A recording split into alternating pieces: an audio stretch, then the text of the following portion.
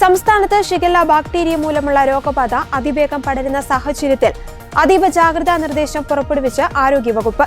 നിലവിൽ സംസ്ഥാനത്താകെ 130-ലധികം പേർക്ക് ഷിഗല്ല രോഗബാധ സ്ഥിരീകരിച്ചിട്ടുണ്ട്. മലപ്പുറം സ്വദേശിയായ 59 വയസ്സുകാരിയും കോഴിക്കോട് സ്വദേശിയായ 7 വയസ്സുകാരനുമാണ് രോഗബാധയെ തുടർന്ന് ഒടുവിൽ മരണമടഞ്ഞത്. ഇതോടെ സംസ്ഥാനത്തെ ആകെ ഷിഗല്ല മരണസംഖ്യ 4 ഉയർന്നിരിക്കുകയാണ്.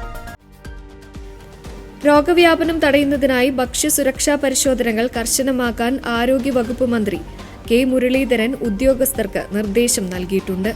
കോഴിക്കോട്, മലപ്പുറം, വയനാട്, തൃശൂർ, തിരുവനന്തപുരം എന്നീ ജില്ലകളിലാണ് നിലവിൽ കൂടുതൽ കേസുകളും മരണങ്ങളും റിപ്പോർട്ട് ചെയ്തിരിക്കുന്നത്.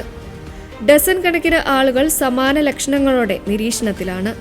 മലിനമായ ജലം, ശുചിത്വമില്ലാത്ത ആഹാരം എന്നിവയിലൂടെയാണ് ഷിഗല്ല ബാക്ടീരിയ പ്രധാനമായും ശരീരത്തിൽ പ്രവേശിക്കുന്നത്.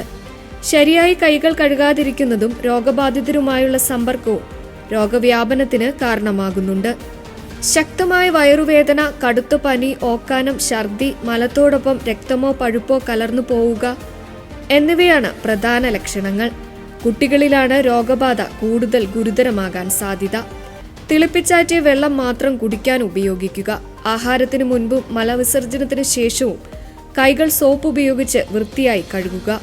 തുറന്നുവെച്ച ആഹാര പദാർത്ഥങ്ങൾ കഴിക്കരുത്. പഴങ്ങളും പച്ചക്കറികളും നന്നായി കഴുകിയ ശേഷം മാത്രം ഉപയോഗിക്കുക. കുട്ടികളിൽ ശരീരത്തിൽ ജലാംശം കുറയുന്ന ലക്ഷണങ്ങൾ കണ്ടാൽ ഒട്ടും വൈകാതെ ORS ലായനി നൽകുകയും ഉടൻ തന്നെ ഡോക്ടറുടെ സഹായം തേടുകയും ചെയ്യുക.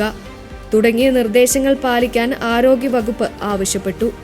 ലക്ഷണങ്ങൾ കണ്ടാൽ ഉടൻ സ്വയം ചികിത്സ ഒഴിവാക്കി തൊട്ടടുത്തുള്ള ആരോഗ്യ കേന്ദ്രത്തിൽ എത്തിക്കണമെന്ന് ആരോഗ്യവകുപ്പ് കർശന നിർദ്ദേശം നൽകിയിട്ടുണ്ട്.